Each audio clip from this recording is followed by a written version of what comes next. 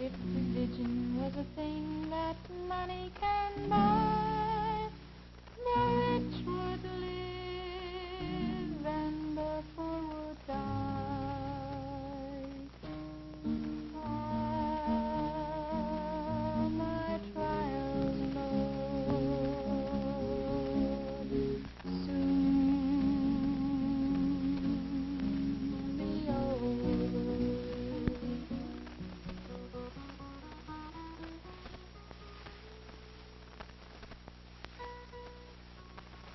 17.5 million people. 1/3 of all rural families are left behind in an age of technology and industrial progress. Families, some of them large families, make less than $3,000 a year. Whites, Negroes, American Indians, Spanish Americans, farmers, ex-farmers, handymen, former coal miners, road builders, rural people struggling with poor housing, limited education, few employment opportunities, and little hope. Throughout America, regardless of race or heritage, they are trapped in a life they did not choose, a life they feel powerless to change. Well, you can watch them walk along the street. They're bent over with their arms crossed frequently, looking down, walking usually slowly. You don't see any quickness or brightness in their step. They just have a defeated look and a look of hopelessness. I just do labor work and got no education, and just labor work's all I have to hunt for. Well, I think it could be a whole lot done in the way of improvement. It could stand a whole lot more improving than furnishing now. It's actually, it could stand some better than our years got. Of course, I don't know whether the man will have to make out if he don't get no better. He'll have to make out some way. These 6 of us in the family, and I only draw $96 a month. $96 a month for 6. Clothe them, send them to school. Yet we now know their lives can be changed. These people can join the rest of America in a life of fulfillment and plenty. But improvement can only come when all segments of the population join together in an effort dedicated to providing opportunities for these people. Not more welfare checks, but opportunity, so they can use their own willingness and ability to become self-sufficient citizens. For example, it is difficult for a small farmer like this one to get along in the fast-moving world around him. His gross income for the previous year was $3,500. Out of that, $3,000 had to be put back into farming, leaving $500 for his own use. He and his wife struggled with no running water, no plow of their own, low-lying wet land and fields full of rocks. They have some cows, but no money for the right kind of feed. As a result, the cows cannot produce as well as they should, and the farmer's income drops still lower. His chosen way of life becomes more and more difficult to maintain. He is ambitious, proud of the farm buildings that he built himself, sorry to have to owe money for necessities, and distressed at the prospect of losing his farm. I know if I'd get the right amount of help, assistance on this farm, I know I could make a go of it, could make ends meet, and if I can't stay here, I would have to lose it. I surely wouldn't know what else to do, because I've done no other work in farming. I've been here all my life, and I sure would like to stay here. When farmers leave, it affects the entire area. At one time, there was large families living here. They made their living over the farm by farming the small fields. They raised their own vegetables in their own gardens. But it seems like that is all gone. It slipped away from us. If we could help them just a little to live in these small communities and make a home here, we think it would be of great benefit to our cities and also our rural areas. The loss of this type of farm, the family farm, has been a great disaster to our particular part of the world here.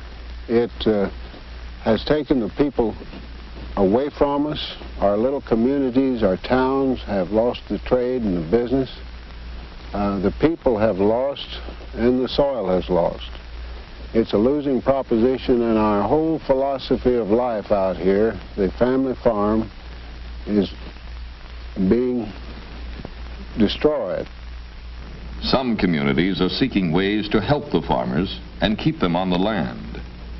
We've had a demonstration farm program in connection with our work to help improve on livestock and on having better crops and in building up the soil and various forms of conservation. But we have moved more to the project method in order to suggest ways in which our people can at least supplement their income. One of the things that we are trying to do is to carry on work at our sorghum mill. Here people raise cane and then bring it to the mill for processing. This is a project in which we have been able to get the people to take much of the initiative.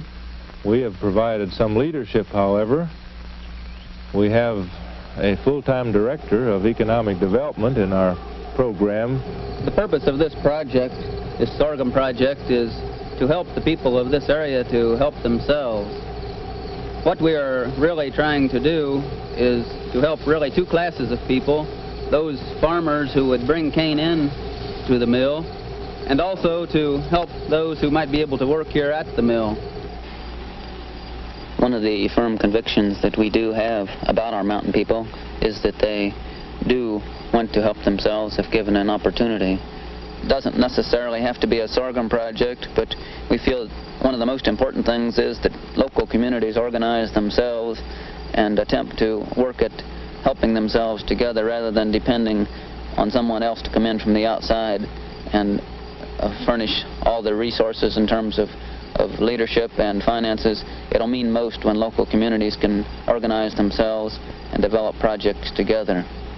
But industry is only part of the answer. Sometimes a relatively small improvement can mean the difference between success and failure. The most important thing is, in this valley of ours here, is the water. Without water, we cannot do anything. Every year, the people of this farming community put up a brush dam in an effort to get water for their crops. But every year, the dam washed away in the floods. Many people got discouraged, left their farms, and moved away. Those who remained refused to be defeated. This time, they worked with the state and federal governments and received technical help and some equipment. The people worked without any pay to build the new dam, and it has outlasted the floods. The dam you see behind us now is the most important thing for the people in this community, and mostly because we made it with our own hands, and the people are very proud because they've done the work themselves.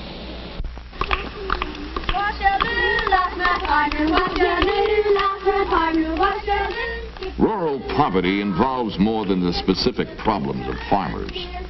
Its effects are widespread. Children are especially hard hit. By nature, full of life, exuberant, eager to learn, children are crushed by poverty. Hunger, malnutrition, and disease often stifle these young lives before they have a chance to develop. They're undernourished, malnourished rather. They get worms. Now, it's a pitiful thing to say, but 80 out of 100 children in some of these schools have parasitosis, which means worms. It's common knowledge that literally thousands of children go to school each day and go throughout the day with anything to eat because they do not have lunchroom money.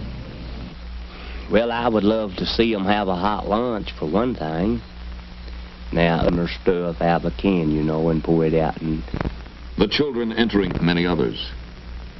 They had no breakfast before leaving home. But this school found a way to give them a hot meal early in the morning.